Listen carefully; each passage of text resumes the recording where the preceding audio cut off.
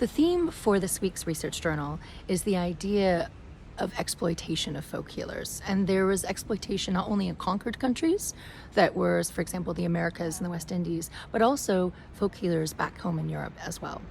Otherwise known as toxic masculinity on tour. So, stop number one. So when the European nations went across to what would later be renamed as North and South America and the West Indies, otherwise known as the Caribbean, they originally went over there to conquer new lands and expand empire, and a lot of that was all the gold and silver and natural resources of these lands as well.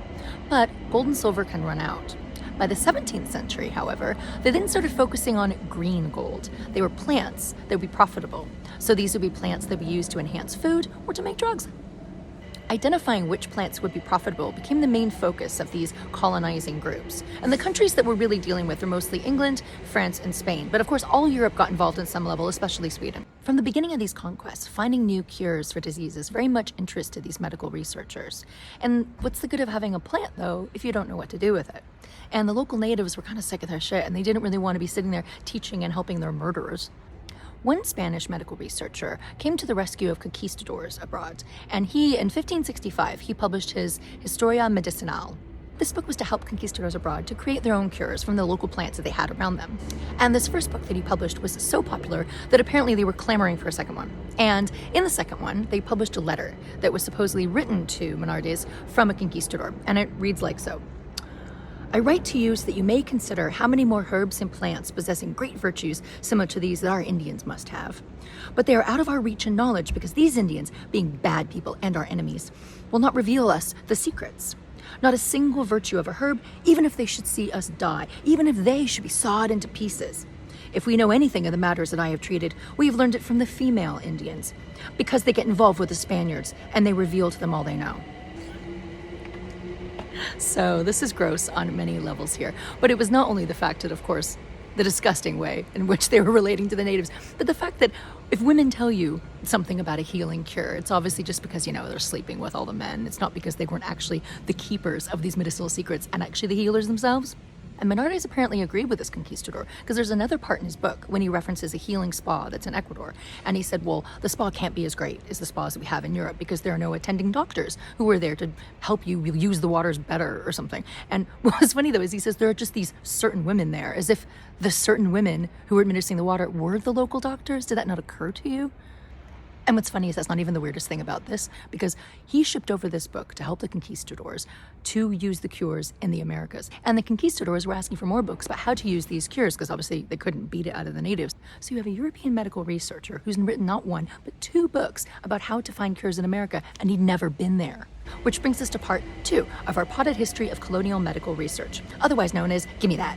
Moving into the 18th century, medical researchers realized that this harassing of locals to get cures that was working so well for them over there in the conquered lands, they could harass their own local healers as well. The local wise woman was no longer feared as a witch. Well, for the most part in the 18th century. There were still regions where these beliefs still held, but for the main part, most people had moved on from this idea. So now your local wise woman wasn't somebody to be feared, but somebody who actually could be a source of knowledge. But we still have a conflict here, because now we have the same issue we're having with the natives, but for slightly different reasons. So you're harassing your local wise woman for her secrets, and they wouldn't give them up. And they said, well, that's not very noble of you. You should want to share your medical knowledge for the good in God and country. But they weren't having it, and they did not want to reveal their secrets. An English physician named Thomas Sydenham gave a very good rationale for bioprospecting their own local folk healers. And he said in a statement, any good citizen in possession of a secret cure was duty-bound to reveal to the world in general so great a blessing. Medical experiment should benefit the public good and not the physician's purse. And on the surface, this is very virtuous and true. Life-saving cures should be for everyone. The problem is that this system of acquiring knowledge didn't benefit anyone on the bottom who was actually supplying the information. Just as with the native teachers in the Americas, we have very little resource to see how these women actually really felt and responded to these medical researchers coming in and demanding to hand over all their cures. And this was a common story. This is happening all throughout Europe. And in each place, there was this conflict. You have the professionalized medical community sparring off against the local community healers. And the reason for this tension is that for most of these women, this was their livelihood. It was how they supported their families and their descendants. If they were to suddenly have all of their cures and their secrets published in a book or just handed over in a pill form, then how are they going to make a living anymore? And there was this idea that, well, no, you should share your knowledge because it's going to benefit all humankind. But then once they've published this research, they issued patents. And the patents were there to safeguard the university and institution investment in all of this research. So they're allowed to make money off it. And here we have a glaring double standard, obviously. And now there were some women who didn't make their livelihood off of these cures. They were either independently wealthy or they had multiple streams of revenue, and that's fine for them. And they did sell their cures, sometimes for very hefty sums of money. But in the final publication, their names wouldn't be credited at all.